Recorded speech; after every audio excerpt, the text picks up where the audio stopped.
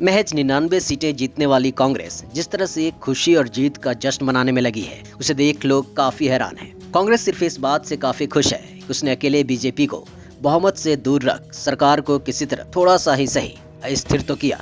वहीं एनडीए तीसरी बार सरकार में लौट चुकी है, जिससे साबित होता है कि देश की जनता अभी भी उसमें विश्वास रखती है।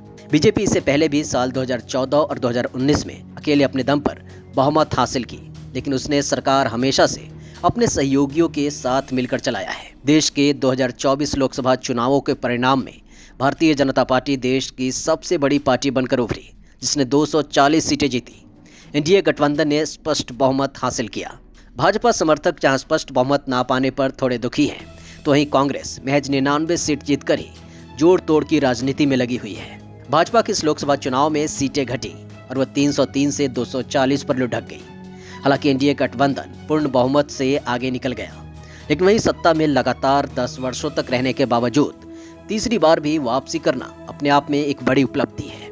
वहीं दूसरी तरफ कांग्रेस को देश की जनता ने एक बार फिर से नकार दिया है। अकेले कांग्रेस 100 सीटें भी हासिल नहीं कर पाई। कई राज्यों से तो कांग्रेस का सुपड़ा ही साफ हो गया। मध्य प्रदेश और दिल्ली में तो उसका खाता भी ना खुल सका। लेकिन इसके बावजूद भी कांग्रेसी नेता जीत हासिल की हुई एनडीए गठबंधन से भी ज्यादा जश्न मनाने में भी लगे हैं। वो कहते हैं ना कि जब किसी की नीयत किसी के प्रति खराब हो तो उसे सामने वाले का सिर्फ नुकसान ही दिखता है। अपना ज्यादा भला हो या ना हो, सामने वाले का कुछ तो नुकसान किया। और यही हाल इस समय कांग्रेस और इसके सहयोगी पार्टियों का है। सत्ता में ना आने की समीक्षा करने की जगह राहुल गांधी, सोनिया गांधी, मल्लिकार्जुन खड़गे और प्रियंका गांधी इसे अपनी बड़ी जीत की तरह दिखाने में लगे हैं। वहीं सोशल मीडिया पर इन चारों नेताओं की एक तस्वीर इन दिनों खूब वायरल हो रही है, जिसमें वो अपने 99 सीट वाले जीत का जश्न मनाते दिख रहे हैं। इतना ही नहीं, कांग्रेस के अध्यक्ष मल्लिकार्जुन खड़गे ने एक प्रेस कॉन्फ्रेंस में सरकार बनाने को लेकर तक दावा कर दिया। राहुल गांधी और खड़गे ने जनता के फैसले के अनुसार विपक्ष में बैठने के बजाय जोड़ तोड़ की राजनीति करने का संकेत दिया।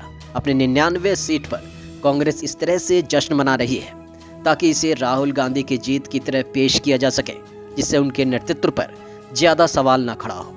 इससे पहले साल 2014 और 2019 में कांग्रेस विपक्ष में बैठी, लेकिन देश की तरक्की में भागीदार बनते कहीं भी दिखाई नहीं दी, बल्कि हर जगह अड़चने डालने और जनता को आपस में तोड़ने के प्रयास में ही लगी रही। इतना ही नहीं, वह कई बार देश के विरोधी ताकतों के साथ खड़ी भी दिखाई दी है। पीएम मोदी और भाजपा के विरोध में वह राष्ट्र विरोध तक पहुंच गई, फिर चाहे उसके नेताओं का सेना प्रमुख को गुंडा कहना हो या फिर सर्जिकल स्ट्राइक पर सवाल उठाना। कई बार चीन और पाकिस्तान की भाषा बोलते भी दिखाई दिए। वहीं उसकी जीत को लेकर पाकिस्तान से समर्थन भी आते रहे। खैर, इस बार भाजपा की सीटें पूर्ण बहुमत से कुछ कम जरूर रही, लेकिन इसका मतलब ये बिल्कुल भी नहीं कि जनता ने 99 सीटों वाले कांग्रेस को अपना विकल्प के तौर पर चुना है। पीएम मोदी जहां जवाहरलाल नेहरू और इंदिरा गांधी के बाद तीसरे ऐसे नेता होंगे जो 3 बार प्रधानमंत्री बनेंगे, और एक बड़ी उपलब्धि की बात होगी। वहीं चुनावी परिणाम के बाद अपने संबोधन में पीएम मोदी कहीं न कहीं निराश और भावुक भी नजर आए, क्योंकि उन्होंने और उनकी पार्टी ने पिछले 10 सालों में काफी ऐतिहासिक काम किया है, लेकिन कुछ खोखली बहकावे में आकर, कुछ प्रलोभन और झूठे वादे के कारण जनता एक बार फिर से अपने आप में टूटती नजर आई।